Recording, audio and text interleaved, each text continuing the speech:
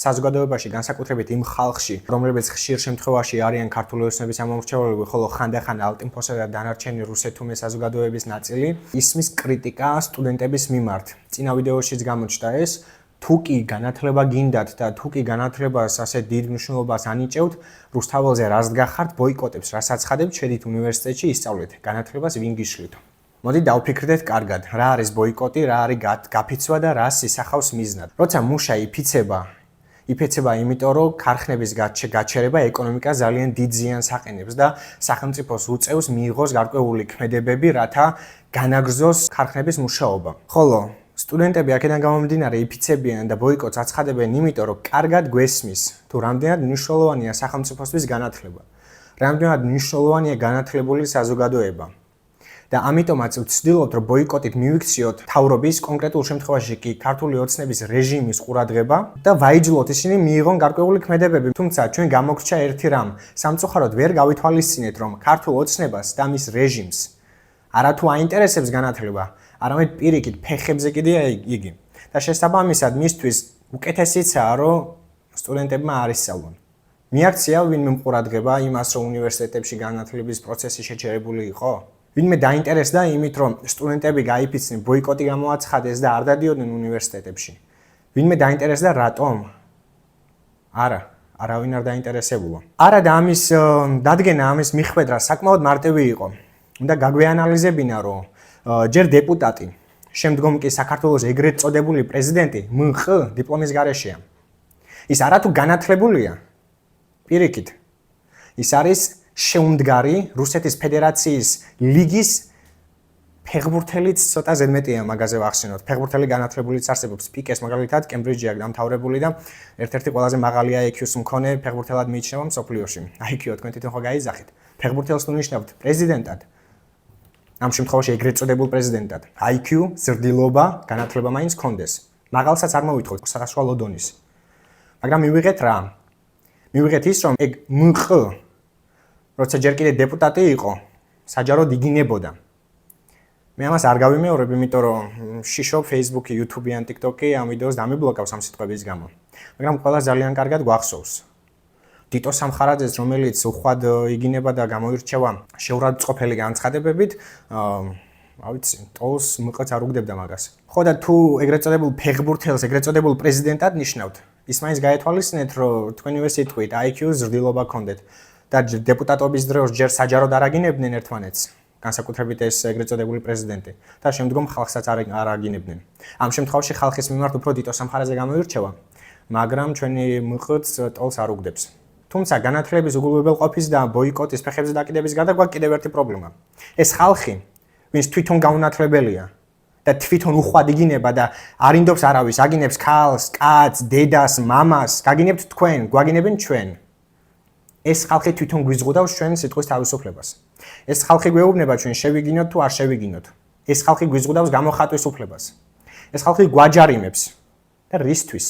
იმის გამო, რასაც თვითონ აკეთებენ. მე პირადად გინების წინააღმდეგი ვარ, დიდი მოყვარული არ ვარ გინების, მაგრამ შენ ვინ ხარ, რომ გინების უფლებას მიზღუდავ? იქნებ დაიმსახურე, მაგაზე რატო არ გიფიქრია? ან შენ, ქართული ოცნების ამომრჩეველო, მე არ მიმართავ ბოტებს და ტროლებს. მოგმართავ შენ, ვინც რომელმაც ხმა მიეციმათ. თუნდაც ფულის სანაცვლოდ. ეს შენი ბრალი არაა, გარკვეულწილად ეს ჩვენი ბრალიცაა. შენ დაფიქრებულ ხარ, რატო უზღუდავენ სხვებს იმას, რასაც აკეთებენ თვითონ. დღეს გინების გამო ხალხს სასამართლოში იბარებენ. ხვალ გინების გამო დაიჭერენ. ზეგ გინებად შეიძლება სხვა რაღაცას ჩაითვალოს. კრიტიკაც შეიძლება შეურაცხყოფად ჩაითვალოს. რატომ? ჩვენ თუ პატივცემულ მყს ვეტყვით, რომ მას დიპლომი არ გააჩნია და გაუნათლებელია, მან შეიძლება გაუნათლებლობა მიიღოს შეურაცხყოფად. და შეიძლება დაგვიბარონ. შეიძლება შენამდეც მოვიდნენ.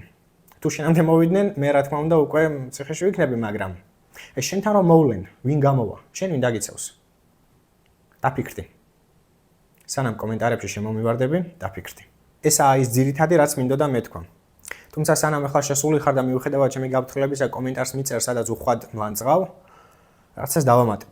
რამოდენიმე დღის უკან ახალგაზრდა მუსიკოსი 21 წლის მათე დევიძე ჩასვეს 4 წლითა და 6 თვით ციხეში. რის გამო? იმის გამო, რომ მან აფექტის მდგომარეობაში გაუწითლა თითი პოლიციელს. პოლიციელი თვითონაც ამბობს, რომ უბრალოდ თითზე ჯოხი მომხვდაო. მარცხენა ხელის მტევანზე. დაზიანება ქონდა თან რაიმე? დაზიანება ცოტათი მქონდა შეწითრებული. მოდი დავფიქრდეთ. მიუხედავად მსგავსი ჩვენებისა პოლიციელის მხრიდან. მიუხედავად იმისა, რომ მტკიცებულებები არ არსებობს. რას ფიქრობთ?